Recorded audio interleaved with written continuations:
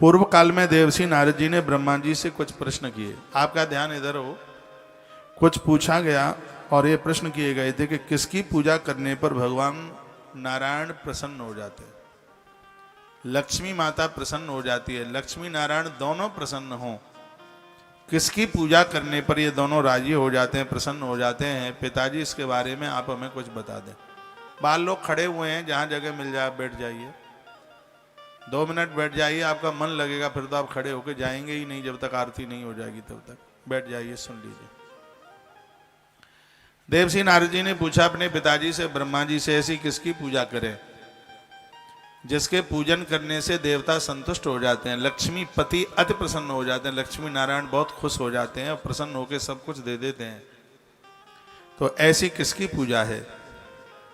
तब ब्रह्मा जी बड़े मुदित होकर प्रसन्न होकर के बोले और उन्होंने कहा, प्रसन्न होकर ब्रह्मा जी कहने लगे कि जिस पर ब्राह्मण प्रसन्न हो जाते हैं उसके ऊपर भगवान नारायण अवश्य में प्रसन्न होते हैं, उनके ऊपर देवता जरूर प्रसन्न हो जाते हैं। अतः ब्राह्मण की सेवा करने वाला मनुष्य निश्चित ही परम ब्रह्म परमात्मा को प्राप्त कर लेता है।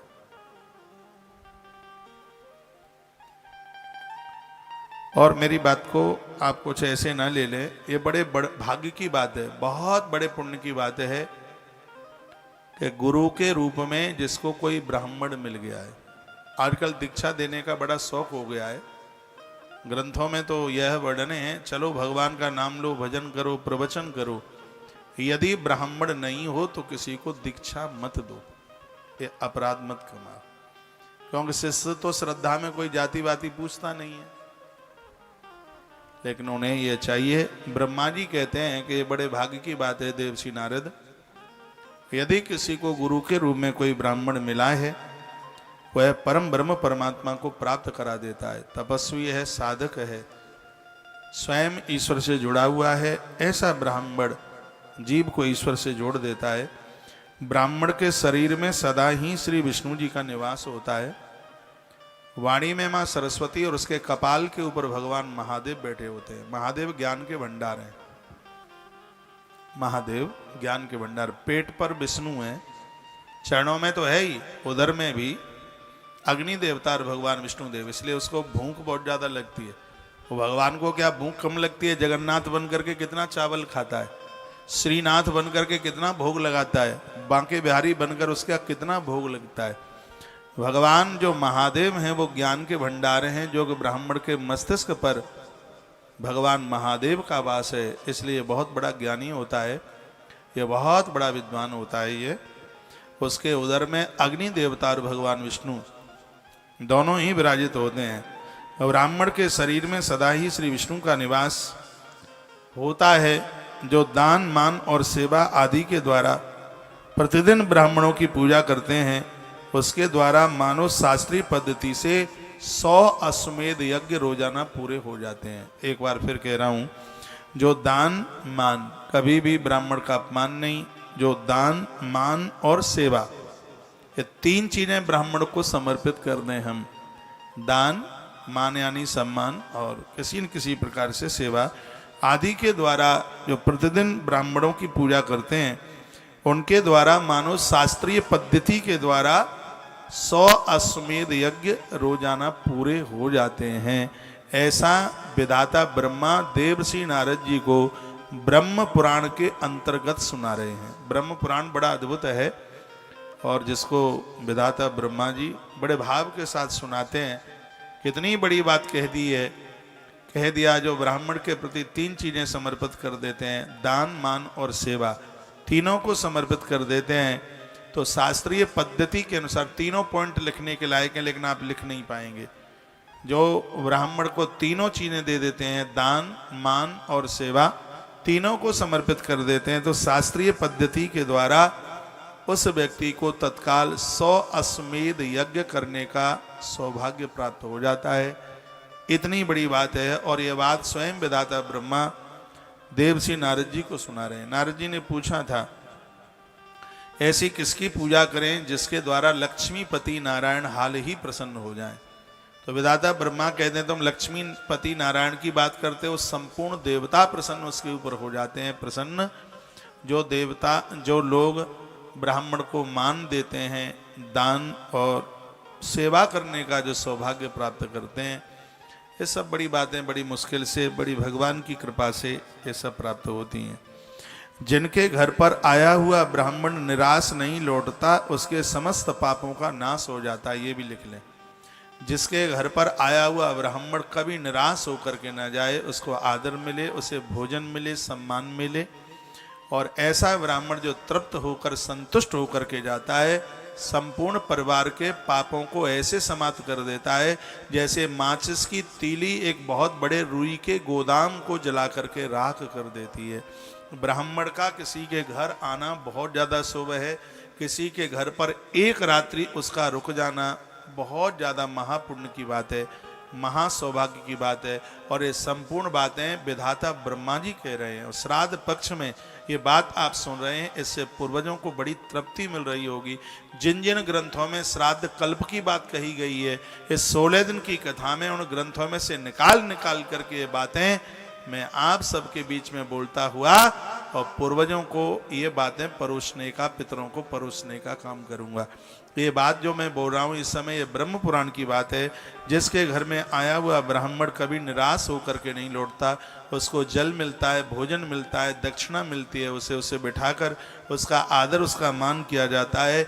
ऐसा आया हुआ ब्राह्मण घर के संपूर्ण लोगों के पापों को ऐसे जला करके राख कर देता है जैसे एक अग्नि की चिंगारी बहुत बड़ी रुई के गोदाम को जला करके राख कर देती है। इतनी बड़ी महिमा इस दयालु ब्राह्मण देवता की। मैं तो आपको संक्षेप में सुनाऊंगा, मैं तो ब्राह्मण के ऊपर 6 महीना बोलता रहूं तो भी बात पूरी नहीं हो पाएगी। मैंने अध्ययन शास्त्रों में, ग्रंथों में किया है। हाँ, ऐसा कोई ग्रंथ नहीं है जिसमें ब्राह्मण की चर्चा नहीं है। और सत्य तो यह है कि यदि यह देवता न होता तो धरती पर फिर मनुष्य ही नहीं होता, सब जानवर बन गए होते। फिर तो ये नहीं सोचा जाता कि भाई और बहन का रिश्ता क्या होता है, बेटी और पिता का रिश्ता क्या होता है। ये जितनी भी विधि, ये विवाह की विधि, जो भांवरें पड़ती हैं, लामा फेरे पड़ते हैं, 7 भांवरें पड़ती हैं, तो एक बहुत बड़े महापुरुष हुए हैं, महात्मा हुए हैं, अष्टावक्र के सगे मामा हुए हैं, जिनका नाम है श्वेत केतु। ये पूरी परंपरा उन्होंने बनाई। क्या नहीं दिया इन देवताओं ने। अग्नि को धरती पर ये ब्राह्मण देवता ही लेके आया, जिसका नाम है महात्मा भृगु। पहले से धरती पर अग्नि नहीं थी, धरती पर अग्नि को उतार करके महात्मा भृगु जी इस धरती पर लेकर के आए। तो बड़ा इन महापुरुषों ने हमें और आपको दिया है, इनके प्रति हमारी पूरी श्रद्धा होनी चाहिए। पवित्र देश काल में सुपात्र ब्राह्मण को जो धन धान्य किया जाता है वह अक्षय हो जाता है। पवित्र काल में, पवित्र देश में, पवित्र समय में सुपात्र जो लेने का अधिकारी है, ऐसे ब्राह्मण को जो धन दिया जाता है वह अक्षय हो जाता है। उसका पुण्य कभी समाप्त नहीं होता। न क्षयति, जो कभी समाप्त नहीं होता, वो अक्षय हो जाता है और वह जन्म जन्मांतरों के फल को प्राप्त करता है। उनकी पूजा करने वाला कभी भी दरिद्र, दुखी और रोगी नहीं होता। जिसके घर में ब्राह्मण को बुलाया गया है, उसको भोजन कराया गया है, उसके जीवन में 3 चीजें कभी भी नहीं आएंगी। एक दरिद्रता, एक दुख और एक रोगता। वह उस घर के लोग बीमार नहीं होंगे।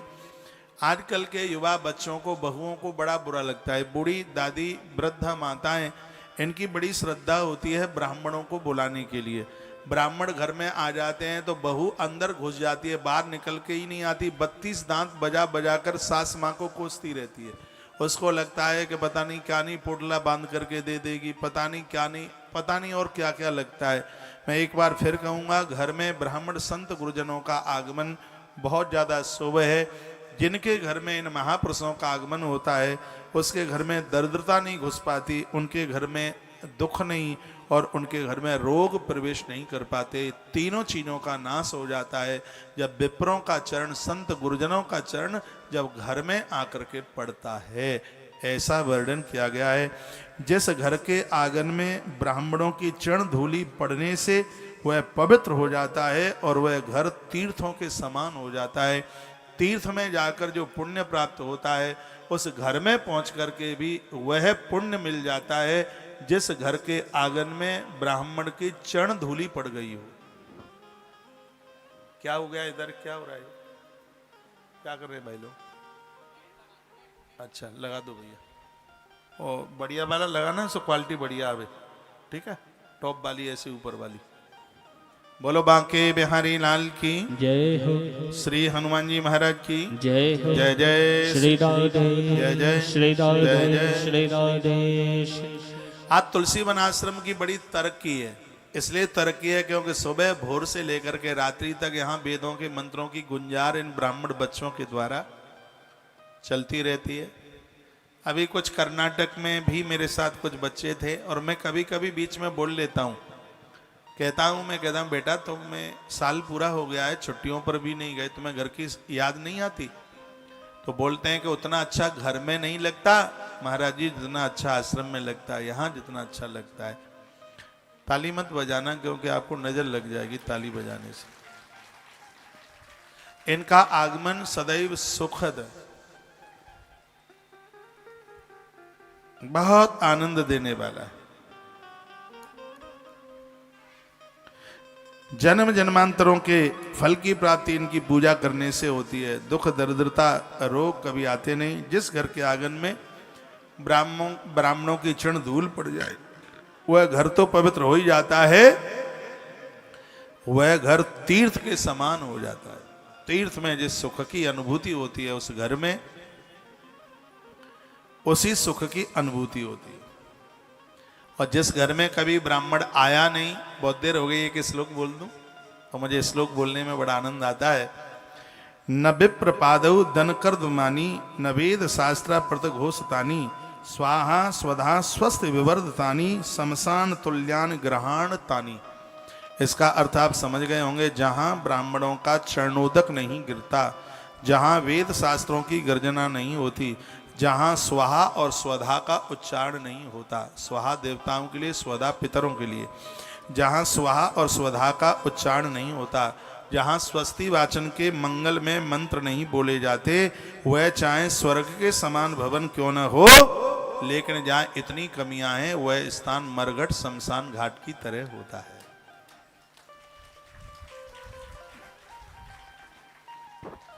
हम जैसे लोगों को बुलाने में आपको कभी कोई घाटा नहीं होगा। हाँ। कभी घाटा हो ही नहीं सकता बिल्कुल। जहां जिनके घर हम जैसे लोग रुके हैं उनको पूछ लेना, उनको लगता ही नहीं है हम घर में रह रहे हैं, उनको लगता है कि हम बैकुंठ में रह रहे हैं, तीर्थ में रह रहे हैं, हम भगवान के यहाँ रह रहे हैं। सदैव होली और दिवाली जैसे आनंद की अनुभूति होती है जहां इन जनों का आगमन हो। इनके प्रति श्रद्धा रखिए, इनको बुलाते रहिए। और इस श्लोक क्या कहता है? नभि प्रपादौ दकर्दमानी नवेद शास्त्रा प्रदघोषतानी स्वाहा स्वधा स्वस्थि विवर्जितानी शमशान तुल्यान ग्रहाणतानी। यानी इसका अर्थ है जहां ब्राह्मणों का चरणोदक नहीं गिरा, जो ब्राह्मण के चरण धोए जाते हैं। एक कितनी सुंदर बात कही है स्कंद पुराण के बैसाख महात्म्य में। स्कंद पुराण में बैसाख महात्म्य में इतने पुराण कह के अब ये पता लग गया कौन सी कथा कहाँ है। तो स्कंद पुराण के बैसाख महात्म्य में लिखा है, घर में आए तपस्वी ब्राह्मण के चरण धोए जाएं और उसका पानी जमीन पर गिर जाए, और उस पानी में यदि कोई कीड़ा मकोड़ा आकर के उसको स्पर्श कर ले तो अपने प्राण छोड़ करके मुक्ति को प्राप्त हो जाएगा महाराज, भगवत धाम को प्राप्त हो जाएगा, उस योनि से उसकी मुक्ति हो जाएगी। उसके चरणों से धरती पर गिरे हुए जल की इतनी बड़ी महिमा है। एक बात और मैं आपको कहूं, ब्राह्मण के चरण धोए जाते हैं, उसका चरणोदक लिया जाता है, बहुत बड़ा महत्व है। उससे भी और ज्यादा महत्व उस जल को नेत्रों से लगाने का और ज्यादा महत्व है। ब्राह्मण के चरणों से गिरा हुआ जल किसी की आंखों के पलक के ऊपर लग जाता है, संसार के कड़कड़ में उसको भगवती सत्ता का दर्शन होता है। कभी आपके घर गुरुजन महापुरुष चल करके आते हैं, आप आचमन लेते हैं, उस जल को नेत्रों से जरूर लगाएं। जिससे आंखों में स्वच्छता आती है, नेत्रों में पवित्रता चल करके आती है और वो वासना ग्रसित आंखें नहीं होती, उपासना का रूप धारण करती हुई संसार के कड़ कड़ में भगवती सत्ता का दर्शन होता है। यह इनके चरण के चरणोदक का इतना बड़ा प्रभाव है। बात समझ में आ रही है? आ रही है? तो स्वाहा और स्वधा और स्वस्ति मंगल शब्दों का उच्चारण जिस घर में कभी नहीं हुआ, सत्यनारायण भगवान की कथा करा लिया करो। ये ब्राह्मणों को बुलाने के लिए ये बहाने हैं। बेटे का जब जन्मदिन आप मनाते हैं, आप अपनी शादी की सालगिरह तिथि मनाते हैं, तो इनको निमंत्रण देकर इनको बुला लो। और जब ये भोजन करें तो पहले कह दें कि एक आध वेद का मंत्र सुना दो। लिखा है कि ब्राह्मण घर में आकर वेद के मंत्र पढ़ देता है, मंत्र बोलता है, उस घर के संपूर्ण अपराध ऐसे भागते हैं जैसे बिल्ली को देख करके चूहे पलायित हो जाते हैं। वेद मंत्रों की इतनी बड़ी महिमा है। इनका घर पर आगमन हो, ये भोजन में बैठे, इनके चरण धोकर हाथ धुलाकर, आ जाइए आप, आ जाए, आगे आ जाए, मैं आपका इंतजार कर रहा हूं, आइए माता जी, आइए भैया, दादाजी आ जाए, इधर कुर्सियां कुछ खाली है।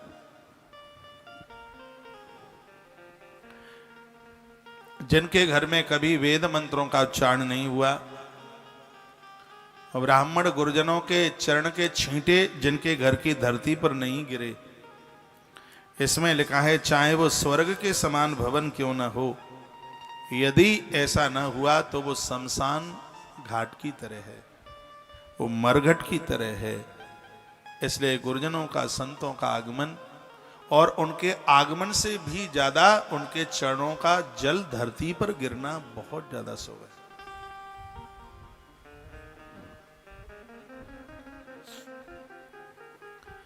महात्मा पुलस्त कहते हैं, हे भीष्म,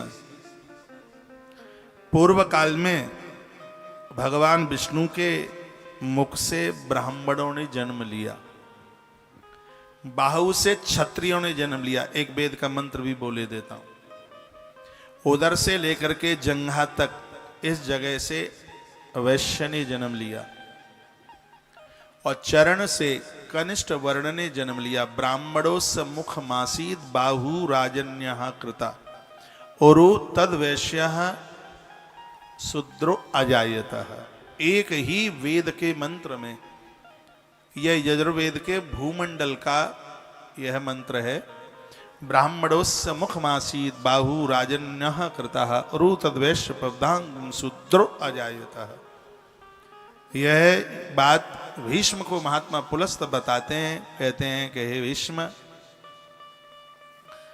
पूर्व काल में नारायण के मुख से ब्राह्मण, पूरे शरीर में मुख को बड़ा पावन पवित्र माना गया है। बहुत ध्यान से सुनने के लायक बात है। जैसे मुख में जो भी कुछ डाला जाता है, मुख कभी अपने पास नहीं रखता, पूरी बॉडी को दे देता है, पूरे शरीर को दे देता है। रसगुल्ला खाकर आज तक उसने अपने पास छिपा करके नहीं रखा। संसार की जितनी भी वस्तु है ब्राह्मण के पास, वह अपने स्वयं के लिए नहीं है, यह उसके पास में प्रकृति को बांटने के लिए है। प्रकृति को वो बांटता रहे। ब्राह्मण के हाथ से ही प्रसाद लेना इतना शुभ क्यों माना गया है? क्योंकि वो वितरण करने के लिए आया है। और वो ब्राह्मण कैसे ब्राह्मण हो पाएगा? बढ़िया बढ़िया और वो लड्डू गुलाब जामुन देखे और चार अपने लिए छिपाकर कुर्ता की जेब में रख ले, बाद में बची कि नहीं बची और खूब चकाचक खाएंगे। नहीं, वो ऐसा कभी नहीं सोच सकता। मिल बच जाए तो ठीक है, नहीं तो ब्राह्मण इस धरती पर बांटने के लिए ही आया है, वितरण करने के लिए आया। दो लोग ऐसे हैं इस धरती पर जो अपने लिए जीते नहीं हैं, वो वितरण बांटने के लिए आए हैं। एक है ये विप्र संत ब्राह्मण महात्मा, और दूसरी है सती यानी यति और सती। ये दोनों बांटने के लिए। घर में आम माता रसोई बनाती हैं, ऐसा तो होता नहीं कि निपनिया दूध की खीर बनी है सो एक कटोरा भर के रख दें अपने लिए, बाद में बची कि नहीं बची, ऐसा आप कभी सोचते भी नहीं है। सबको खिलाते हैं, बच जाए तो ठीक है, ना बचे तो पानी के संग बिस्कुट खा करके सो जाती हैं। या आपके पास में इतनी बड़ी निर्लोभता है, आपने अपनी जिह्वा को इस प्रकार से जीत रखा है, आप अपने लिए जीवन जीते नहीं हैं। और यही स्थिति महापुरुषों की, यतियों की होती है, ब्राह्मण जनों की होती है। परमात्मा के मुख से इसका जन्म हुआ है। जिस प्रकार से मुख अति पवित्र होता है, उसी प्रकार से ब्राह्मण को भी बहुत पवित्र होना चाहिए। जैसे मुख से गाली गोलियां अच्छी नहीं लगती, उसी प्रकार से ब्राह्मणों के द्वारा भी कुकृत्य कभी अच्छा नहीं लगता। बताया गया है कि तपस्वी साधक ब्राह्मण के मुख से निकली हुई हर बोली रायफल की गोली की तरह है। रायफल की गोली किसी को जिंदा नहीं छोड़ती, तो ब्राह्मण के मुख से निकली हुई बोली भी पापों को जिंदा नहीं रहने देती, उसको मार देती है। संत तो कहते हैं कि रायफल की गोली फिसल सकती है, लेकिन तपस्वी ब्राह्मण की बोली नहीं फिसल सकती। उसकी बोली में बड़ा प्रभाव है, उसकी बोली में बड़ा करंट है। तो आज मैं इन तमाम ग्रंथों के माध्यम से श्राद्ध पक्ष में एक ब्राह्मण की बात कर रहा हूं कि ब्राह्मण देवता क्यों हैं, उसको श्राद्ध में क्यों जिमाया जाता है, इसी के द्वारा पूर्वज क्यों तृप्त होते हैं, क्यों प्रसन्न होते हैं। तो आज की कथा इसी बात के ऊपर चल रही है और आप सुन रहे हैं। जो अभी अभी श्रोता आए हैं, आप भी बैठ जाइए। पीछे तक आवाज आ रही है मेरी? हाथ उठा के बताइए।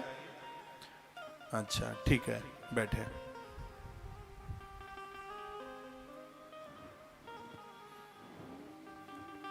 तत्पश्चात अगली बात कही, इतने कर्म करने से घर बहुत पवित्र हो जाता है। हर घर में इतने काम होने चाहिए, ये लिख लें। जब लिखने लायक बात है तो बहुत बजनीक है, लिख लीजिए। इतने कार्य सबके घर में हों। क्या क्या? पितृ यज्ञ, जिसे कहते हैं श्राद्ध तर्पण।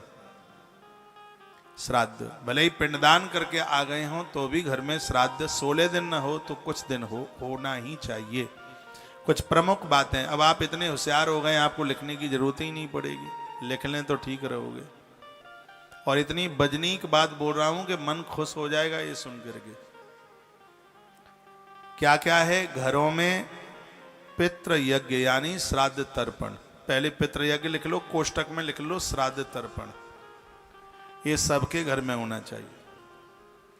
दूसरा है विवाह। आपको ध्यान है, आपकी शादियां हुई थी तो आंगन में मंडप गाड़ा गया था, मालूम है आपको? ध्यान न रहा होगा तो मैं याद दिला रहा हूं। आज होटलों में विवाह होते हैं, फार्म हाउसों में विवाह होते हैं, इसलिए तो घर का पितृ दोष समाप्त नहीं होता, इसलिए तो घर का वास्तु दोष समाप्त नहीं होता।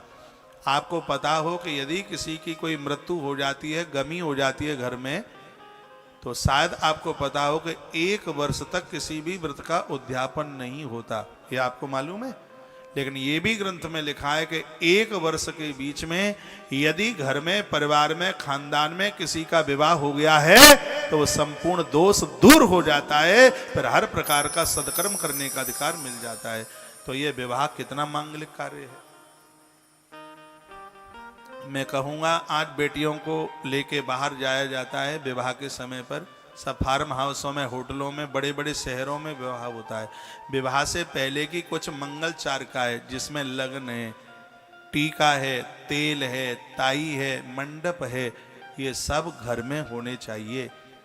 जैसे ग्रंथ से मैं बोल रहा हूँ, ब्रह्म पुराण में वर्णन किया गया है, जिस घर में श्राद्ध होता है उस घर में पितृदोष नहीं रहता। जिस घर में बच्चों का विवाह होता है उस घर में पितृदोष नहीं रहता। आज इतनी दिक्कतें, परेशानी है। मैं 2-3 साल से इतने नारियल, संतान नारियल दे रहा हूँ। मैंने 500 से ज़्यादा नारियल दिए हैं, तो 400 से ज़्यादा बहनों को, माताओं को संतान हुई है। उनको हुई है जिनको डॉक्टर्स लोगों ने ये कह दिया था कि हम अपनी डॉक्टरी उतार के रख देंगे यदि औलाद हो जाए तो। 23 वर्ष के बाद में संतान हुई। नारियल का यह प्रभाव। आज इतनी संतान का अभाव क्यों हो रहा है? क्योंकि लोग इन नियमों को भूल रहे हैं। विधि तो यह होनी चाहिए, मंडप, माड़या, ताई, तेल, विवाह की जो प्रक्रिया है वो सब अपने घर से ही होनी चाहिए। लेकिन वो घर से नहीं, वो होटल और वो फार्म हाउसों से हो रही है। इसलिए घर शुद्ध नहीं हो रहा, पवित्र नहीं हो रहा है। श्राद्ध तर्पण के द्वारा घर शुद्ध होता है, तो घर से जब बच्चों का विवाह होता है तो घर को शुद्धि मिलती है।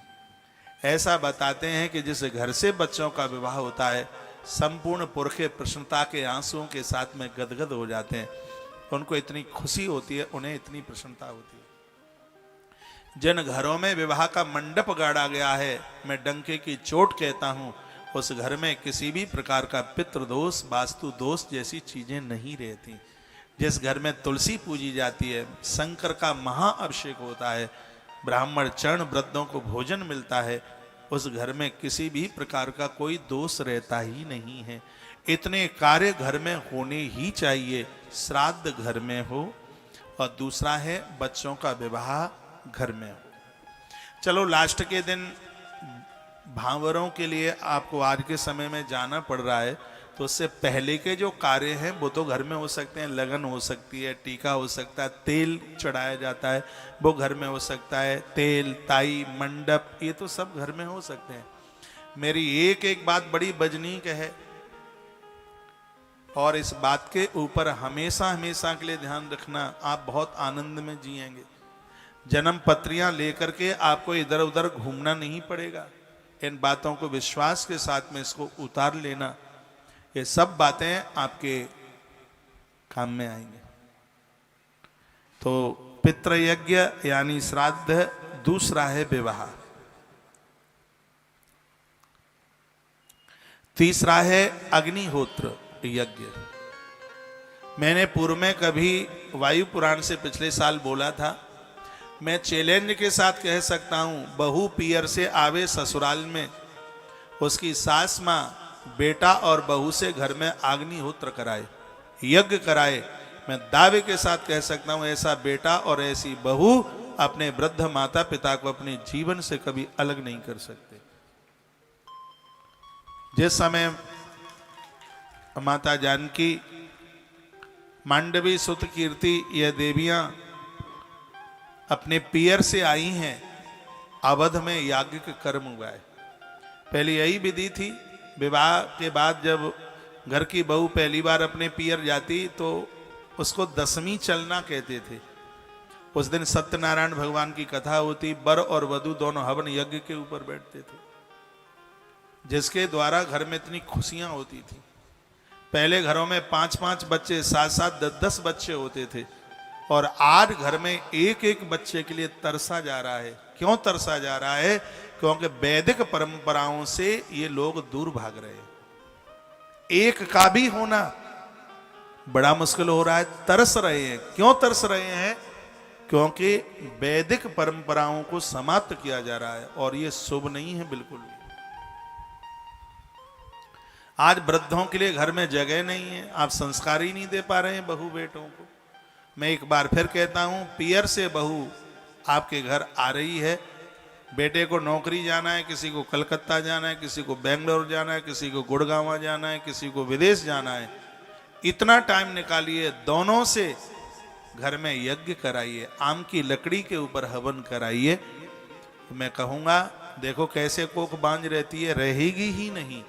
कैसे माता पिता से बच्चे अलग होंगे, हो ही नहीं पाएंगे। ये आप कुछ करें तो सही। उतने दोष बच्चों के नहीं हैं, परेशानियां इसलिए हैं क्योंकि वैदिक परंपराओं को समाप्त किया जा रहा है। और यदि ऐसा ही हुआ तो बहुत ज्यादा लेने के देने पड़ जाएंगे। कोरोना जैसी स्थितियां ये सब संभल गई, आया और चला गया, लेकिन ये सबसे बड़ी जो दिक्कत है कि आज वैदिक परंपराओं को समाप्त किया जा रहा है। यदि यह हुआ तो आदमी चैन के साथ जिंदगी नहीं जी पाएगा। इसलिए प्लीज प्रार्थना है, इन सब चीजों को सुने ही नहीं, अपने जीवन में उतारें। पहली बात मैंने बताई है श्राद्ध, दूसरी बात बताई है विवाह। घर से विवाह, पूरा विवाह नहीं हो सकता तो आप शादी के लिए बड़े शहर में जाते हैं, उससे पहले की परंपराएं हैं वो तो पूरी हो सकती हैं। आप चाहेंगे तो हो जाएगी, आनंद हो जाएगा। तीसरी बात है अग्निहोत्र, घर का यज्ञ। ये जन आनंद कर देगा, कल्याण कर देगा। यज्ञ आरोग्यता देता है, यज्ञ धन देता है, यज्ञ आयु देता है और यज्ञ सम्मान देता है और यज्ञ परमात्मा को देता है। यज्ञ की महिमा। दशरथ राजा ने यज्ञ ही तो किया था जब चारों पुरुषार्थ उनके घर में पैदा हो गए। भरतलाल जी कौन है? धर्म भरत के रूप में, अर्थ शत्रुघ्न के रूप में, वैराग्य लक्ष्मण के रूप में और मोक्ष स्वयं परमात्मा राम के रूप में प्रकट हो गया। ये यज्ञ के द्वारा ही तो। इन परंपराओं को भुलाइए मत, इनको अपने आप से बिल्कुल दूर मत कीजिए। हमारी बातों से आप बोर तो नहीं हो रहे हैं? नहीं तो फिर मैं चैप्टर बदल दूंगा। मेरे पास तो कई गैर हैं ना। हाँ, जब तक आपका मन लगेगा तो ऐसी बातें, ग्रंथ की बातें आपके बीच में परोसता रहूंगा, जिससे जीवन जीने में बड़ा सुकून मिलेगा। तुलसी तपोवन यूट्यूब चैनल पर जितने भी भक्त लोग इस कथा को सुन रहे हैं, ये बहुत बड़ा पुण्य का काम हो जाएगा। वीडियो को आगे शेयर करना ना भूलें। और इस समय का, दोपहर का समय ऐसा होता है, सब काम धाम से फ्री हो जाते हैं और मन लगा करके कथा सुनते हैं। कथा सुनिए, बैठ सकते हैं तो बैठ के कथा सुनिए, बैठा नहीं जाता तो खड़े होकर के सुनिए, खड़ा भी नहीं हो सकते हो तो लेट करके सुनिए, लेकिन सुनिए जरूर। जिस स्थिति में आप सुन सकते हैं आप जरूर सुनिए। हाँ, बहुत शरीर से ऐसे घायल भी हैं, बेचारे नहीं बैठ सकते, लेट के सुनिए, खड़े होकर सुनिए, बैठ करके सुनिए, लेकिन सुनिए जरूर। कथा व्यथा को काटेगी तब मौत भी अंत में नाचेगी। जीवन को खुशहाल करने के लिए कथा का एक बहुत बड़ा योगदान है। तो श्राद्ध, विवाह, अग्निहोत्र और अगली बात है शांति कर्म। शांति कर्म किसे कहते हैं? किसी की मृत्यु हो गई, उसके बाद में जिस शुचिता को ब्राह्मण देवता के कराते हैं, घर में सोवड़ हुई है, उसके बाद में जो एक शुद्धि होती है, शांति पाठ होता है, उसको शांति कर्म कहते हैं। इससे भी घर में बहुत ज़्यादा खुशहाली बढ़ती है। इस बात के ऊपर जरूर ध्यान रखिएगा। बच्चों का जन्म होता है, कुआ पूजन की बात मैंने याज्ञवल्क्य की स्मृति में पढ़ी है। जो बच्चों के जन्म के बाद में कुआ पूजन होता है, आप समझ रहे हैं? इससे बच्चे की उम्र बढ़ती है। कुआ पूजन की बड़ी महिमा है, उसमें शुद्धता, पूजा, ये सब कुछ, उसको सबको शांति कर्म कहते हैं। तो यहाँ वर्णन किया है कि समस्त मांगलिक कार्यों में ये सब चीज़ें बड़ी उत्तम मानी गई हैं और ये बताया गया कि ये ब्राह्मणों के ही द्वारा होता है और किसी के द्वारा नहीं होता। श्राद्ध में आप भूखे को भोजन दुनिया को करा सकते हो, लेकिन पूर्वजों के लिए जो श्राद्ध की बात है, ओनली ओनली ओनली, सिर्फ केवल केवल केवल ब्राह्मण। श्राद्ध कर्म में ब्राह्मण, तर्पण में ब्राह्मण। मंत्र तो किताब में से कोई भी सीख ले, लेकिन राइफल, बंदूक, हथियार जो क्षत्रिय के कंधे पर अच्छा लगता है और किसी के कंधे पर थोड़ी अच्छा लगता है। मंत्र तो कोई भी याद करके पढ़ ले, लेकिन जो ब्राह्मण के मुख से मंत्र निकलता है उसकी तो बात ही अलग है। और पढ़ लेंगे मंत्र को, मंत्र बोलेंगे, मंत्र मंत्र मंत्र मंत्र ही बोलेंगे, लेकिन जो उसके मुख से जो निकलता है वो बात अलग है। तो श्राद्ध, तर्पण, विवाह, अग्निहोत्र, शांति कर्म, ये मांगलिक कार्य ये ब्राह्मण के ही द्वारा होते हैं, तब देवता उससे बहुत संतुष्टि को प्राप्त होते हैं। आजकल हम तुम राजी क्या करे काजी, ब्राह्मणों को बड़ा दूर किया जा रहा है शादी से। बस तुम हमारे गले में डाल दो माला, हम तुम्हारे में डाले देते हैं, तभी तो लात पनैया फिर पूरे साल भर चलती रहती है। सबके लिए आपके पास में पैसा होता है, बैंड बाजों को दे दी नौछावर, और वो बाद में बोली देता है बज गए बाजे अब हमारा दे दो, वो आप गड्डी निकाल करके दे देते हैं, वो तो लेके ही जाएगा। लेकिन जब ब्राह्मण कहता है दक्षिणाम समर्पयामी, तो पत्नी की तरफ देख करके मुस्कुराता है। पत्नी कहती है क्यों हंस रहे हो? देखो ब्राह्मण जी कितना बड़ा मंत्र पढ़ रहे हैं, ऐसा लग रहा है पता नहीं कितने गांव ब्राह्मण देवता ने मांग लिए हैं। श्रद्धा के सब चीज में देने को होता है, लेकिन जब ब्राह्मण को देने की नंबरी आती है, समय आता है, तो ऐसा लगता है कि इस शहर में इनसे बड़ा कंगला ही नहीं है कोई। कल आ जाना लेने के लिए, परसों आ जाना, इतना वजन पड़ता है। पहले दे दो दक्षिणा और पीछे पड़े कच्छुना। दक्षिणा में उधारी नहीं होनी चाहिए। मजदूर की मजदूरी और आचार्य की दक्षिणा। एक दिन मैं बोल रहा था, पता नहीं कब, यज्ञ का धुआं बंद हो उससे पहले दक्षिणा, और देह से पसीना ना सूख पावे उससे पहले मजदूरी दे दीजिए, यही पुण्य की बात है। दक्षिणा में बिल्कुल भी उधारी नहीं। और वो बड़े बड़भागी हैं, भाग्यशाली हैं जिनका विवाह ब्राह्मण की सानिध्यता में हुआ। राम जी का भी विवाह ब्राह्मण की सानिध्यता में, महादेव जी का भी विवाह ब्राह्मण की सानिध्यता में, और भगवान द्वारकाधीश श्री कृष्ण का विवाह भी महात्मा सांडिल्य, जो बड़े अद्भुत ब्राह्मण हैं, ब्राह्मण की सानिध्यता में ही संपन्न हुआ है। इसके ऊपर इनका अधिकार है। श्राद्ध में, अग्निहोत्र में, शांति कर्म कार्यों में, इन मांगलिक कार्यों में ब्राह्मण को बहुत उत्तम माना गया है, और यह कार्य ब्राह्मण के द्वारा ही होने चाहिए। आप गृह प्रवेश कराते हैं, कोई अच्छा सा ब्राह्मण आ जाए, बढ़िया तरह से विधि जानकारी उसको सब आती है और वो करके चला जाए, मैं गारंटी के साथ कह सकता हूं आपका घर किसी देवलोक से कम नहीं होगा। आपके घर में सर्व प्रकार के आनंद होंगे, लेकिन वो हो किसी ब्राह्मण के द्वारा। आज ब्राह्मण का अभाव इसलिए हो रहा है क्योंकि समाज कंजूस होता हुआ जा रहा है। सबके लिए उनके पास पैसा है, ब्राह्मण को देने के लिए नहीं है। आपको पता है कि ब्राह्मण जब वेद पढ़ता है, मैंने अपने जीवन में अनुभव करके देखा है कितना कष्ट होता है। 16 वर्ष में वो ब्राह्मण अपने वेद के कोर्स को पूरा करता है। ये पढ़ाई 3 साल की नहीं है, 5 साल 4 साल की नहीं है, 16 वर्ष में ये पक्का पंडित बनता है।